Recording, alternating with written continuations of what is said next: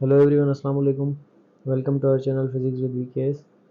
So chromosome and DNA वाला हम जो है वो चैप्टर पढ़ रहे थे। एसटीबी जो न्यू टेक्स्ट बुक है आपका, क्लास इंटर। सो आज की जो टॉपिक है that is gene and the gene locus and plural is loci.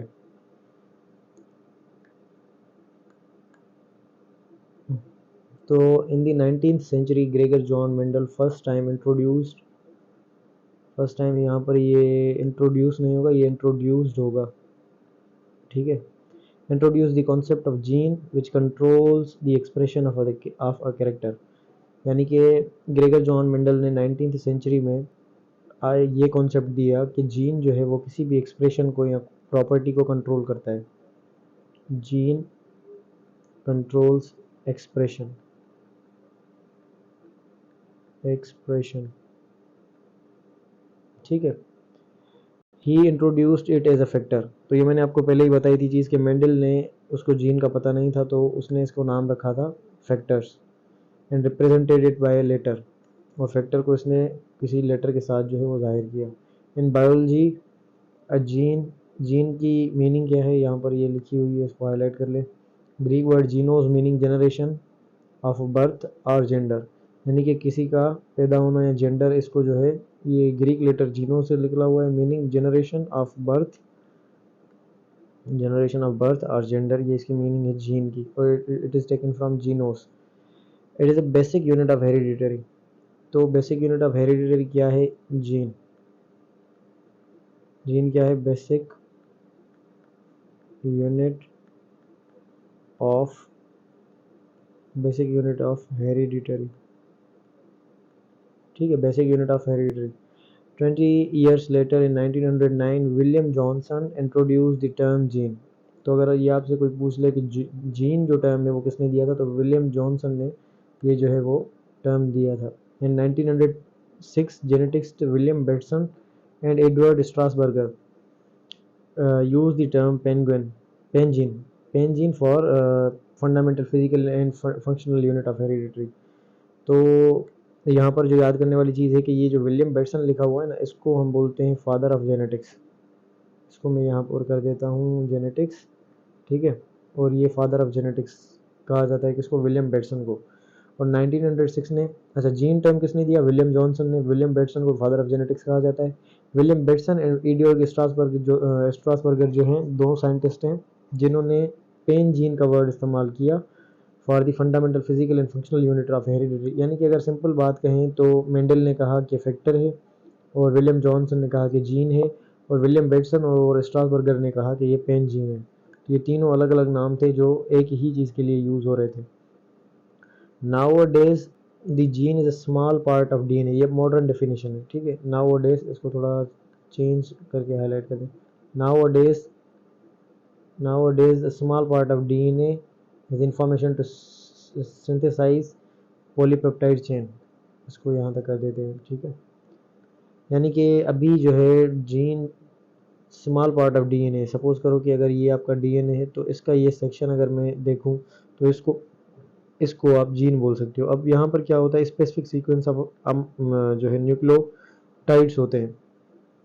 ठीक है। इस synthesize polypeptide chain which work as enzyme to metabolize specific reaction in a living organism. It means physically a gene is made up of nucleotide sequence. तो gene किसका बना हुआ है? Gene is made up of gene gene is made up of, अगर gene की definition लिखें तो क्या होगी?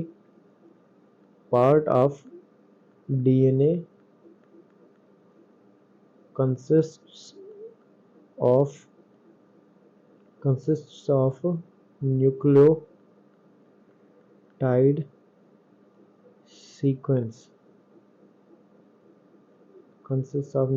sequence। यानी कि part of DNA consist of nucleotide sequence, तो उसको हम नाम देते हैं क्या? जीन का।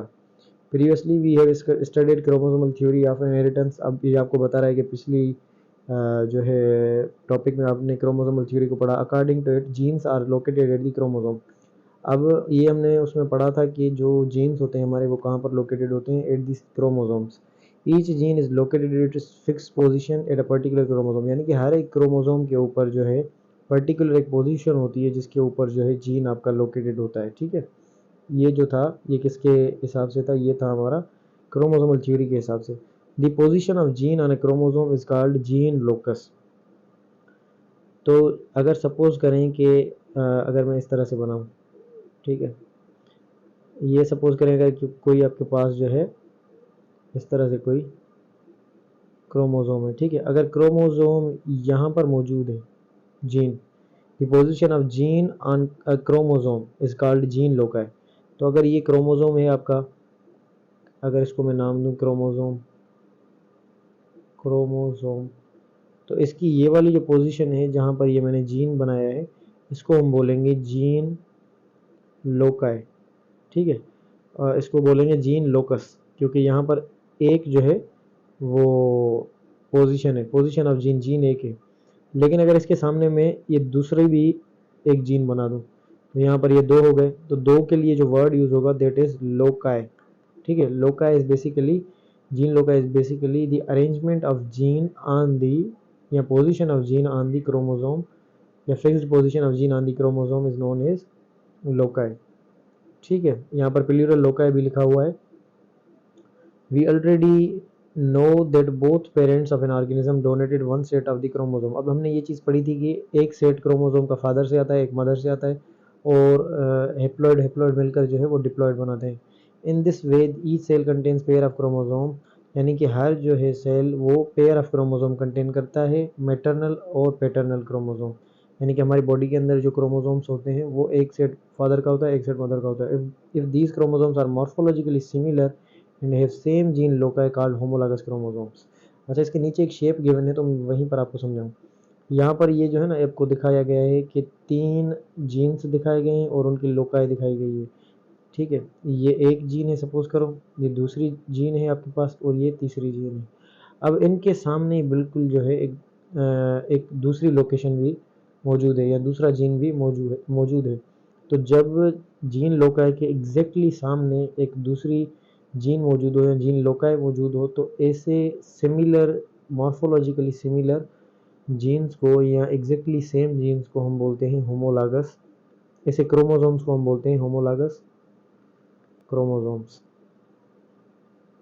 ठीक है, होमोलॉगस क्रोमोसोम्स। ठीक, तो यहाँ पर इसकी रीडिंग करते हैं, फिर मैं आपको ये मज़ीद एक्सप्लेन करता हूँ सेम चीज़ कि if they are morphological similar, इसको हाईलाइट करते हैं, if they are morphologically similar, if these chromosomes are morphologically similar have same gene loci is called homologous chromosomes. ठीक है, अगर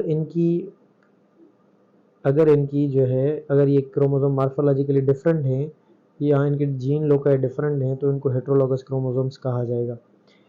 अच्छा, at homologous chromosome the gene of a trait at a particular locus में भी similar are different, यानी कि आपको ये बता रहा है कि मैं आगे चल के आपको एक्सप्लेन करता हूँ ये चीज़, पहले एग्जांपल पढ़ लें। The gene of skin colour is located at the same gene locus on the both chromosome, it may be of a black color on both or it may be of different color, i.e. black or white. This alternative form of gene or a trait is located at the same gene loci is known as allele. अब यहाँ पर आपने नाम दिया इसका कि ये भाई जीन है, इसको तो हमने नाम दे दिया कि ये जीन है, इसके सामने वाले को क्या कहेंगे? तो जीन का जो पार्टनर होता है इसे हम बोलते हैं एलील। ठीक है, एलील, और ये ग्रीक वर्ड एलिलोन से निकला है। आई डोंट नो कि इस बुक के अंदर लिखा हुआ है ये या नहीं। एलिलोन, जिसकी मीनिंग होती है of one and other, of one and other, यानी कि एक दूसरे का। ठीक है, यानी कि अगर ये है तो ये इसका अलील, अगर ये है तो ये इसका अलील, अगर ये है तो ये इसका अलील। तो ये तीनों जो है वो जीन्स हैं और ये जीन्स के सामने इसके अलील्स हैं। अच्छा, यहाँ पर अगर सपोज करो, यहाँ पर आपको एक बात बताइए, यहाँ पर एक चीज़ लिखी हुई है डोमिनेंट। डोमिनेंट हम उसको बोलते हैं जो अपने अगर सपोज करो इस डोमिनेंट को मैं आर के साथ जाहिर करूँ और ये रिसेसिव को मैं स्मॉल आर के साथ जाहिर करूँ, तो जब ये आर और आर मिलेगा या किसी पर्सन के अंदर जाएगा, तो ये आर जो है वो डोमिनेंट है ना, तो ये एक्सप्रेस करेगा और ये जो है ये अपने आप को छुपा लेगा। तो इस छुपाने वाले को हम बोलेंगे रिसेसिव, जो छुप जाए, और जो एक्सप्रेस कर देगा खुद को उसको हम बोलेंगे डोमिनेंट। आर, ठीक है। तो यहाँ पर ये जो अलील है इसके सामने आपको ये बताया गया है कि ये सेम कलर का भी हो सकता है और डिफरेंट कैरेक्टरिस्टिक्स का भी हो सकता है। सपोज करो अगर ये जीन है बालों के कलर का, तो अगर ब्लैक है, ब्लैक कलर, तो यहाँ पर बी लिख दिया मैंने, तो बी ब्लैक के लिए। अगर ये जीन भी ब्लैक के लिए तो मैंने यहाँ पर भी कैपिटल बी लिख लिया। लेकिन अगर ये वाइट के लिए तो मैंने इसको अलग करने के लिए स्मॉल बी के साथ लिखा। अब ब्लैक क्या करेगा, वाइट को शेडो कर देगा यानी कि छुपा लेगा, तो बी हो जाएगा हमारा कैपिटल डोमिनेंट और ये स्मॉल बी हो जाएगा हमारा रिसेसिव। इस तरह से आपको आइडिया होता है कि डोमिनेंट जीन और रिसेसिव जीन जीन किस तरह से। आपको कुछ एग्जांपल्स दिए जाते हैं जहाँ पर आपको याद करना पड़ता है कि डोमिनेंट जीन कौन से हैं और डोमिनेंस कौन से हैं और अपना रिसेसिव कौन से हैं, फिर उनकी बेसिस पर जो है आपसे क्वेश्चंस वगैरह पूछे जाते हैं। Mendel found to alleles Mendel found to alleles for each trait. जो हर एक कैरेक्टर था ना, सपोज करो कि अगर कोई भी प्रॉपर्टी हो, जैसे कि बालों का कलर हो गया, स्किन कलर हो गया, ऐसे हर कैरेक्टर के लिए, बालों का टेक्सचर हो गया, इसके लिए मेंडल ने दो अलील्स जो है ढूंढे थे, ठीक है। बेसिकली एक जीन होगा, दूसरा अलील होगा। अगर इसके साथ ये जीन है तो ये इसका अलील, अगर ये जीन है तो ये इसका अलील, तो इसलिए इसने कहा है कि दो अलील ढूंढे थे। बात है कि Mendel observe 7 traits in Pisum plant and found out 2 alternative forms in each trait. अब मेंडल ने जो कैरेक्टरिस्टिक अपना प्रॉपर्टी ली थी ना, वो पीजम पर, पी प्लांट जो है आपका पीस, इस पीस प्लांट पर इसने एक्सपेरिमेंट किए थे। और ये इजी टू कल्टीवेट है, इसकी जो है जल्दी फर्टिलाइजेशन हो जाती है, कल्टीवेशन, ये सारी चीज़ें इसकी प्रॉपर्टीज़ हैं, जिसकी वजह ने अगर पूछा जाता है अक्सर करके कि ये जो है प्लांट इसने क्यों सिलेक्ट किया पीसम, तो उसकी यही वजह है कि ये जल्दी कल्टीवेट होता है और इजी टू यूज़ है। इस तरह से काफ़ी चीज़ें हैं इसके बारे में, तो वो आपको पता होनी चाहिए। और उसके जो भी इसने कैरेक्टरिस्टिक उठाए उठाए कैरेक्टरिस्टिक इसने जो भी सिलेक्ट किए, उसमें हर एक कैरेक्टर के दो अलील थे, यानी कि दो क्लियर चीज़ें थी। अगर एग्जाम्पल की बात की जाए, लेंथ ऑफ पीसम प्लांट है 2 alternative forms, tall and dwarf. यानी कि इसकी अगर देख रहे थे तो ये टाल एंड ड्राफ्ट था, बीच में कोई नहीं था, या तो बड़ा होगा या तो अपना जो है पी प्लांट, या तो टाल होगा या तो ड्राफ्ट होगा, इसके दरमियान में इंटरमीडिएट कोई नहीं होगा। तो इसी वजह से ऐसे कैरेक्टरिस्टिक थे इस प्लांट के पास, तभी इसने सेलेक्ट किया। If both are controlled by different genes, these alternative forms located at the same gene locus on homologous chromosomes are called allele। अब ये allele की डेफिनेशन है, मैंने आपको समझा भी दिया एग्जाम्पल के तौर पे। Now it is found that many traits have number of alternative forms, not only two like Mendelian traits। अब ये चीज़ पता चली है कि काफ़ी जो जीन्स होते हैं उनके काफ़ी फॉर्म्स होते हैं, ठीक है। ऐसे नहीं है कि सिर्फ और सिर्फ दो फॉर्म्स होंगे। अब ये किस तरह से होता है ये हम पढ़ेंगे इनहेरिटेंस वाले चैप्टर में मज़ीद, जब इसको डिस्कस करेंगे। अच्छा, ये जो है बेसिकली इसमें अगर देखा जाए तो ये होमोलॉगस क्रोमोसोम का डायग्राम है, और ये सारी जो तीनों लोकेशंस आपको गिवन है ये जीन लोकाई है। यहाँ पर आपको डोमिनेंट अलील दिखाया गया है। डोमिनेंट अलील में क्या है, अच्छा ये ग्राफ्स जो है, ये जो डायग्राम होते हैं ना बुक के, तो अच्छे से पढ़ लिया करो, क्योंकि इसमें ये जो चीज़ें हैं ना, ये हटाकर यहाँ पर ए लिख देगा, यहाँ पर बी लिख देगा और क्वेश्चन वगैरह जो है पूछेगा। तो ये डोमिनेंट जीन लोकाई है, ये डोमिनेंट अलील है, ठीक है। अब ये डोमिनेंट अलील है क्यों, इसको कैपिटल के साथ इसने शो किया है ताकि हमें आइडिया हो रहा है कि ये डोमिनेंट है। यहाँ पर स्मॉल बी है तो ये रिसेसिव अलील है, ये हमें शो हो रहा है। अच्छा, ये इन दोनों को मिलाकर क्या कहा जा रहा है, ये हेट्रोजाइगस है। Heterozygous with 1 dominant and 1 recessive Aleel. Heterozygous तभी कहेंगे जब दोनों जीन जो है वो डिफरेंट हो या दोनों अलील डिफरेंट हो। अब ये भी ए है, ये भी ए है, तो ये क्या है, होमोजाइगस है। अब होमोजाइगस तो है ए स्मॉल और ये भी ए स्मॉल, तो स्मॉल है तो स्मॉल किसके लिए होगा, जो कैपिटल होगा वो इसको ओवरशेडो कर देगा, यानी कि डोमिनेट कर जाएगा। तो ये क्या हो गया, ये रिसेसिव हो गया, होमोजाइगस रिसेसिव। और ये पी कैपिटल है, ये पी कैपिटल है, तो ये पी होमोजाइगस तो हुआ लेकिन फॉर डोमिनेंट अलील, ये डोमिनेंट अलील के लिए हुआ। तो ये चीज़ आपको अच्छे से पता होनी चाहिए कि डोमिनेंट क्या है और जो है अपना रिसेसिव क्या है। तो ये अगर चीज़ें पता होंगी तो आप आराम से बाकी चीज़ें कर लोगे। अच्छा, और यहाँ पर एक क्वेश्चन है कि DNA is the hereditary material. अब यहाँ पर ये आपसे पूछ रहा है कि now what is its function, यानी कि डीएनए का काम क्या है। It was confirmed by chromosomal theory that hereditary units are located at the chromosomes. ये कंफर्म किया क्रोमोसोमल थ्योरी ने कि भाई जो हेरिडिटरी यूनिट्स हैं वो क्रोमोसोम्स के ऊपर ही हैं। And transformed through chromosomes from one generation to another. अब ये चीज़ कही गई कि भाई हम जो है हमारे जो पेरेंट्स हैं वो क्रोमोसोम ट्रांसफ़र कर देते हैं ऑफस्प्रिंग में, ठीक है। ऑफ स्प्रिंग या प्रोजेनी में। तो क्रोमोसोम्स पेरेंट्स के चले गए ऑफ स्प्रिंग में या डाटर्स में, तो उसकी वजह से क्या होगा कि ये जो है जीन्स वो भी ट्रांसफ़र हो जाएंगे, ठीक है। तो यहाँ पर सवाल ये है कि where is chemically chromosomes are made up of only DNA. अब केमिकली हमने केमिकल कंपोजिशन पढ़ी थी कि क्रोमोसोम किसका बना हुआ है, डीएनए का एंड प्रोटीन का। तो सवाल ये पैदा होता है, so the question arises here which of the following molecule work as hereditary material for both combinedly work as hereditary units as hereditary material or both. यानी कि ये सवाल है कि जो है हेरिडिटरी मटेरियल वो प्रोटीन है या डीएनए है या दोनों हैं, क्योंकि ये प्रॉपर्टी किसी एक के पास है। तो ये चीज़ समझने के लिए कि क्या हुआ, a series of experimental work had conducted by different scientists reveal this mystery. In beginning, Frederick Griffith had some success. अब ये एक साइंटिस्ट था जिसने ये एक्सपेरिमेंट वगैरह किया, और उसके बाद जो है ये एक एक्सपेरिमेंट किया गया था माइस के ऊपर। माइस के ऊपर जो है ये एक एक्सपेरिमेंट किया गया जिसमें देखा गया कि जो हमारा डीएनए मटेरियल जो है ट्रांसफ़र होता है वो किस तरह से होता है। तो इसमें एक चीज़ देखी गई, इसमें जो है एक चीज़ देखी गई कि इसमें ये चीज़ देखी गई कि दो बैक्टीरिया उठाए गए, दो बैक्टीरिया में अब जो है इसकी पूरी ये एक तरह से बोल सकते हैं कि ये एक हिस्ट्री है जो कि मैं आपको पढ़ के सुनाऊंगा कि ये जो है एक्सपेरिमेंट किस तरह से परफॉर्म हुए। अब यहाँ पर क्या हुआ कि evidence as DNA as the hereditary material, यानी कि क्या एविडेंस था, कौन से एक्सपेरिमेंट्स हुए जिसके बाद आपको पता चला कि जो डीएनए है वो हेरिडिटरी मटेरियल है। तो यहाँ पर लिखा गया है कि स्ट्रेप्टोकोकस नमूनी, अब ये एक बैक्टीरिया है, स्ट्रेप्टोकोकस नमूनी बैक्टीरिया है जो कि नमूनिया काज करवाता है। अब bacterium cause नमूनिया found in 2 strands. अब ये जो स्ट्रेप्टोकोकस नमूनिया है ये आपको 2 फॉर्म्स के अंदर मिलता है। एक है आपके पास कैप्सुलेटेड स्मूथ फॉर्म जिसको हम बोलते हैं एस टाइप। क्या बोलते हैं, एस टाइप। एस टाइप किस लिए, क्योंकि ये स्मूथ होगा। और स्मूथ किस लिए होगा, क्योंकि इसके ऊपर जो है एक बैक्टीरिया के बाहर कैप्सूल होता है। कैप्सूल का काम क्या है, कैप्सूल का काम होता है कि बैक्टीरिया की जो पैथोजेनेसिटी है, पैथोजेनेसिटी इसको ये इंक्रीज़ करवाता है। पैथोजेनेसिटी क्या होती है, पैथोजेनेसिटी इज़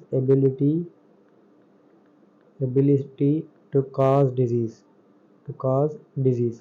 यानी कि जिसके ऊपर जो कैप्सूल होगा ना, तो वो डिजीज़ काज करवाने के उसके चांसेस बढ़ जाएंगे। वो किस वजह से होता है, इसका मैकेनिज़्म ये होता है कि हमारे जो डब्ल्यूबीसी होते हैं जब वो बैक्टीरिया को खाने आएंगे तो इसके ऊपर है कैप्सूल, तो कैप्सूलेटेड है तो ये फेगोसाइटोसिस से बच जाएगा। तो इस फेगोसाइटोसिस से बच जाने की वजह से हम बोलते हैं कि इसकी पैथोजेनिसिटी क्या हो जाएगी, इंक्रीज़, पैथोजेनिसिटी इंक्रीज़ हो जाएगी, जिसकी वजह से ये ability to cause the disease करवा सकता है। तो ये इसके पीछे जो है वो कॉन्सेप्ट है। And a non capsulated R type. अच्छा, आर किसके लिए, नॉन कैप्सुलेटेड यानी कि कैप्सूल नहीं है, कैप्सूल नहीं है, कैप्सूल स्मूथ होता है। अब कैप्सूल नहीं है तो आर टाइप, आर का मतलब क्या है, आर का मतलब है रफ। तो यहाँ पर ये एस टाइप वायरलेंट। अच्छा, वायरलेंट का मतलब क्या है कि खतरनाक, ठीक है। और while R type are non virulent, यानी कि ये इतने खतरनाक नहीं है, और इस तरह से बोल सकते हैं कि ये नुकसान दे सकते हैं और ये नुकसान नहीं दे सकते। बोथ आर जेनेटिकली वेरिएबल, यानी कि दोनों में जेनेटिक डिफरेंस की वजह से आपके पास दो बैक्टीरिया हैं, एक कैप्सुलेटेड है दूसरा नॉन कैप्सुलेटेड है। कैप्सुलेटेड को अपना वायरलेंट बोल सकते हो, नुकसान दे सकता है, और नॉन कैप्सुलेटेड को आर टाइप बोल सकते हो, वो नुकसान नहीं दे सकता। अब फ्रेडरिक ग्रिफ्थ एक साइंटिस्ट था जिसने कुछ एक्सपेरिमेंट किए, और इस एक्सपेरिमेंट में during the course of experiments he injected R type in the laboratory mice. अब इसने कुछ माइस उठाए, चूहे वगैरह जो लेबोरेटरी में एक्सपेरिमेंटल के तौर पे यूज़ होते हैं, और उसने क्या किया कि ये जो आर टाइप बैक्टीरिया थे जो नॉन वायरलेंट थे, उसने वो बैक्टीरिया माइस के अंदर इंसर्ट कर दिए। और उसने क्या ऑब्जर्व किया, इसको मैं हाईलाइट कर देता हूँ। He injected R type bacteria in the mice and observed no ill effect on them. यानी कि इसने क्या किया कि आर टाइप बैक्टीरिया जब इसने, यहाँ पर ये लिखा हुआ है ना आर टाइप, ये जो लिविंग आर टाइप है इसने इस बैक्टीरिया में इंसर्ट किए, और नो बैक्टीरियल सेल फाउंड, यानी कि माउस हेल्दी था। माउस जो बैक्टीरिया था वो हेल्दी था, ठीक है। अब ये छोड़ो कि हार्ट वगैरह ये जो बाकी चीज़ें हैं इसको छोड़ दो। He injected R type in the bacteria mice and observed no ill effect on the them, where is injection of S type. अब एस क्या थे, स्मूथ और virulent. Proved fatal for the mice, यानी कि अगर इस टाइप ये bacteria mouse में इंजेक्शन भर के लगा रहा था ना, तो ये जो अपना माउस था वो डेड, माउस बिकम्स डेड, और living S strain was found in the heart. अब ये मैं बताता हूँ बाद में चीज़। अच्छा, it was also observed that if both strains were heated both killed at higher temperature. अच्छा, ये स्ट्रेन वगैरह अगर इसको गर्म किया गया, ये जो बैक्टीरिया है इनके अंदर, इनको ज़्यादा गर्म किया गया, गर्म करके जब छोड़ा जाता था तो ये जो बैक्टीरिया थे वो मर जाते थे, ठीक है।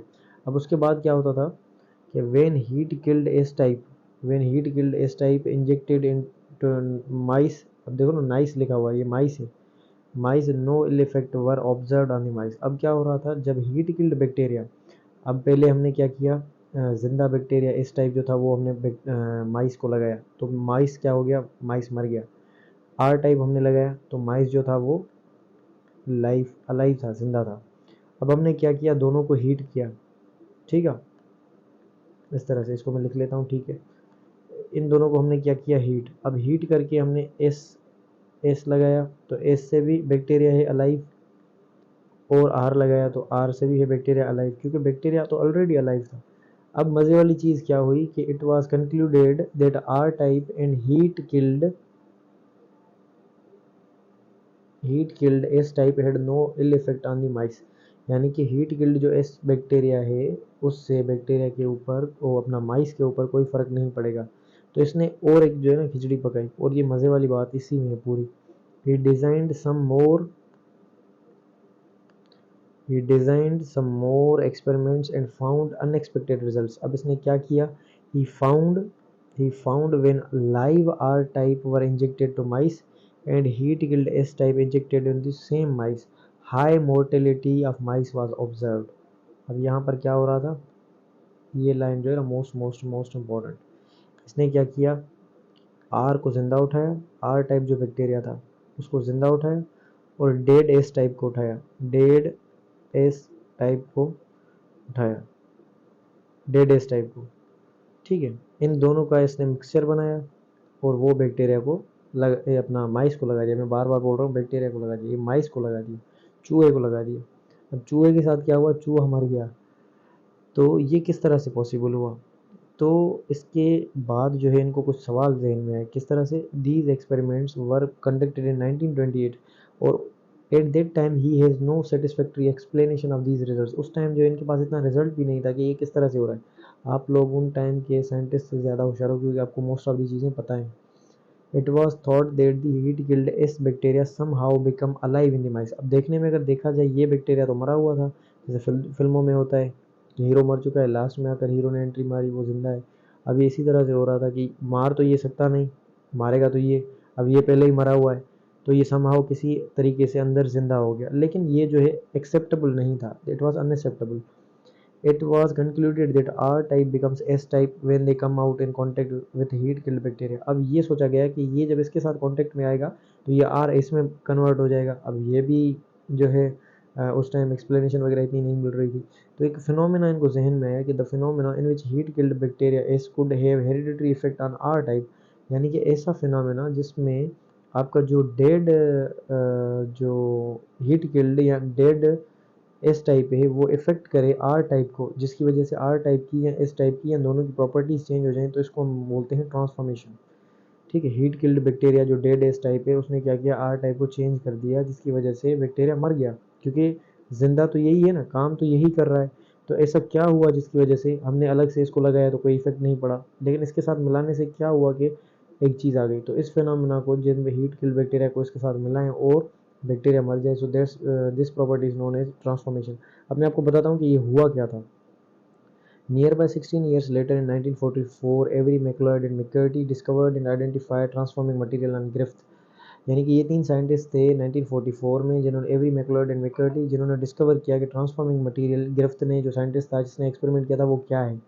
They tested the reaction of heat-killed bacteria for the transformation ability and found out it was not RNA or various proteins but DNA, only DNA that possessed transforming property। यानी कि एक सिर्फ और सिर्फ वो DNA ही था जिसके अंदर ट्रांसफ़र होने की प्रॉपर्टी थी, ना वो RNA था ना वो प्रोटीन्स थे, जिसकी वजह से ये हुआ। अब इन्होंने क्या किया, इन तीनों साइंटिस्ट ने मिलकर क्या किया, if the enzyme deoxyribonuclease that hydrolyses DNA. अब डीऑक्सीराइबोन्यूक्लियस एंजाइम है जो कि डीएनए को तोड़ देता है। उन्होंने क्या किया, वो added to heat killed bacteria, जो बैक्टीरिया मार दिया था ना इन्होंने, उसके अंदर ये बैक्टीरिया डाल दिया। ठीक है, अब ये सॉल्यूशन थी, बैक्टीरिया इसके अंदर मरा पड़ा है। अब इसके अंदर जो है एंजाइम भी डाल दिया है इन्होंने। ठीक है, सपोज करो दिस इज एंजाइम। तो अब इससे क्या हुआ कि इस टाइप वाले का जो डीएनए था वो क्या हो गया, डिस्ट्रॉय। इस टाइप वाले का डीएनए डिस्ट्रॉय हो गया तो उसकी जो डेड प्रॉपर्टीज, मारने वाली सलाहियत थी, वो भी ख़त्म हो गई। तो उसकी वजह से जब इसको हमने अब फिर से आर टाइप के साथ मिलाकर, क्योंकि ये तो ऑलरेडी डेड है ना, ये ऑलरेडी डेड है, ऑलरेडी डेड, और डेड के साथ साथ हमने इसको एंजाइम डालकर वो भी देख लिया, तो आर टाइप के साथ जब मिलाया तो कोई इफेक्ट नहीं आया।